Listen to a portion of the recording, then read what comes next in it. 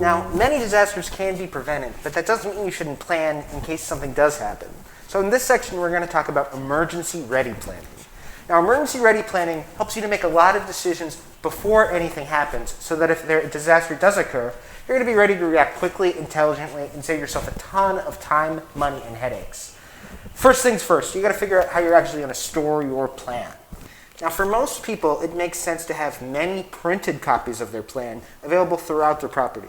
You can put them in nice, conspicuous places like this fancy little SERVPRO Padfolio, or, and I recommend this, you can also store them online. Digital copies, especially on the cloud, can be accessed by anyone, anywhere. So if you or your facilities manager or your wife or your best friend or whoever is on vacation in Aruba, they're still going to be able to get the information they need to respond in case of fire, water, or really any kind of disaster. The first thing that you'll collect for your emergency ready plan is the basics. Who is the main contact, the main stakeholder at your building? Are there several? What's their contact information? What's the address? Take some pictures of the exterior as well, and give first responders details on how they should access the building and where they should park. After that, it's important to collect some other details about how a first responder might have to go about their job. What year was the building built and last renovated? Who are the tenants? What's the square footage? How many floors are there? Is there a generator?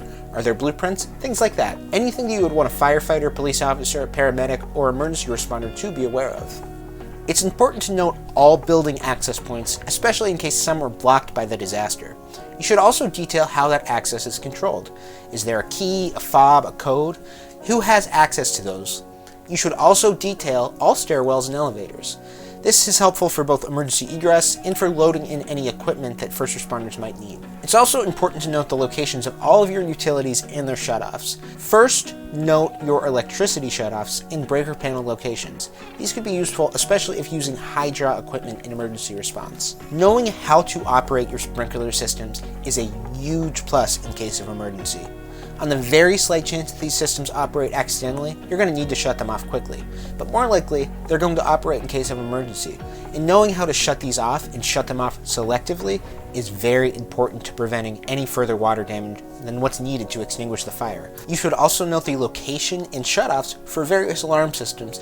Documenting how and where to access this not only allows you to turn these systems off and on, but it makes it easy for necessary parties to access them during and after an emergency. You should also note where your modems, servers, and any other IT equipment is located in your building.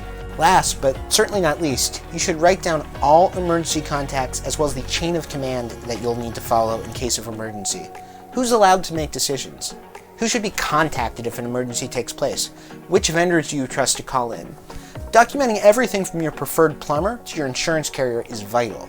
We're not going to go through everyone here, but we can send you a copy of that list. Alright, so we covered the basics of emergency ready planning, but it's important for you to know every plan should be customized for what you, your employees, the janitor you hired last Tuesday, whoever, needs to know in case of an emergency. So don't be afraid to get a little creative with it. If you need a hand getting started, call me at SERVPRO. We do these every day. I would be happy to help you out, show you examples, whatever. Now we're going to talk about fire prevention. So if a fire actually happens, what happens next? How do the systems in your building react to keep you safe? John's going to go into a little bit more detail about that.